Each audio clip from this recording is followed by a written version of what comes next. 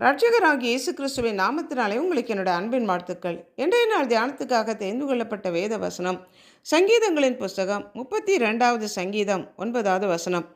வாரினாலும் கடிவாளத்தினாலும் வாய் கட்டப்பட்டால் ஒழிய உன்கிட்ட சேராத புத்தி இல்லாத குதிரை போலவும் கோவேறு கழுதையைப் போலவும் இருக்க வேண்டாம். புத்தி இல்லாத குதிரை போலவும் கோவேறு கழுதையைப் போலவும் இருக்க வேண்டாம் என்று இங்கு தாவீது சொல்லுகிறார். பாவம் மன்னிக்கப்பட்ட தேவனுடைய பிள்ளையை கர்த்தர் வழி நடத்துகிறார். நான் உனக்கு போதித்து நீ நடக்க வேண்டிய வழி உனக்கு காட்டுவேன், உன்மேல் என் கண்ணை வைத்து உனக்கு ஆலோசனை சொல்லுவேன் என்று சொல்லி தேவனாகிய கர்த்தர் நமக்கு போதித்து நாம் நடக்க வேண்டிய பாதையிலே நம்மை வழி நடத்துகிறார். நம்மேலே அவருடைய கண்ணை வைத்து நாம் அவரை நோக்கி பார்க்க வேண்டும். அவருடைய வழி நடத்துதலை புரிந்து கொண்டு அவர் நமக்கு காட்டுகிற வழியிலே நாம் நடக்க வேண்டும். நீ வலதுபுறம் திரும்பும் போதும் இடதுபுறம் திரும்பும் போதும் வழி இதுவே, இதிலே நடவுங்கள் என்று சொல்லுகிற சத்தத்தை கேட்பீர்கள் என்று சொன்ன வசனத்தின்படியாக ஆவியானவருடைய வழிநடத்தின்படியும் தேவனுடைய வசனத்தின்படியும் நாம் நடக்க அழைக்கப்பட்டவர்கள்.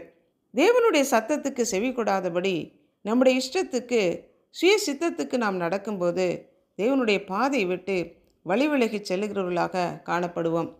தேவனுடைய ஆலோசனைப்படி நடக்காமல் தன்னுடைய இருதயத்தின் இஷ்டத்தின்படி நடக்கிற மனிதன் மூடன். இந்த மூடன் தகப்பன் புத்தியை அலட்சியம் பண்ணி அவனுடைய கடிந்து கொள்ளுதலை நிராகரிக்கிற மனிதனாக இருக்கிறான். புத்தி இல்லாத மனுஷன் காட்டு கழுதை குட்டிக்கு ஒப்பாக இருக்கிறான், பெரு நெஞ்சுள்ளவனாக இருக்கிறான் என்று நீதிமொழிகளை வாசிக்கிறோம். நாம் அப்படி இராதபடி புத்தியுள்ள மனிதனாக தேவனுடைய சத்தத்தை கேட்டு அவருடைய சித்தத்தை அறிந்து நாம் நடக்க வேண்டிய பாதையிலே நாம் நடக்கும்போது தேவனுடைய சித்தம் நம்முடைய வாழ்க்கையிலே நிறைவேறும். அதற்கு மாறாக தேவனுடைய சித்தத்துக்கு எதிராக நாம் செயல்படும்போது வாரினாலும் கடிவாளத்தினாலும் சஞ்சலத்தினாலும் தவிப்பினாலும் நமக்கு இஷ்டமில்லாதபடி கஷ்டத்தை நாம் அனுபவித்து தேவனுடைய பாதையிலே நடக்க வேண்டி வரும். மூடனை போல நாம் செயல்படாதபடி, புத்தி இல்லாத மனிதனைப் போல இராதபடி புத்தி உள்ள மனிதனாக தேவனுடைய சித்தத்தின்படி நடக்க அர்ப்பணிப்போம். அன்புள்ள ஆண்டவரே, எங்களை படைத்தவரே, எங்களுக்காக ஜீவனை கொடுத்து எங்களை மீட்டு கொண்டவரே, எங்களுக்கு போதித்து எங்களை வழிநடத்துகிற உம்முடைய கரங்களுக்குள்ளாக எங்களை அர்ப்பணித்து ஜெபிக்கிறோம்.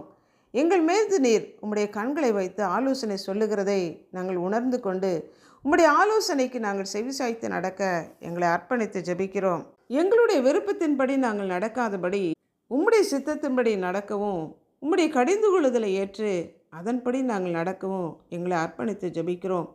மூடனைப் போல, புத்தி இல்லாத மனிதனைப் போல நாங்கள் நடந்து கொள்ளாதபடி புத்தியுள்ள பிள்ளைகளாக உடைய சத்தத்துக்கு உடைய ஆலோசனைக்கு செவிசாய்த்து நடக்க எங்களை அர்ப்பணித்து ஜெபிக்கிறோம். இயேசு கிறிஸ்துவின் நாமத்தினால் ஜெபிக்கிறோம் பிதாவே, ஆமென்.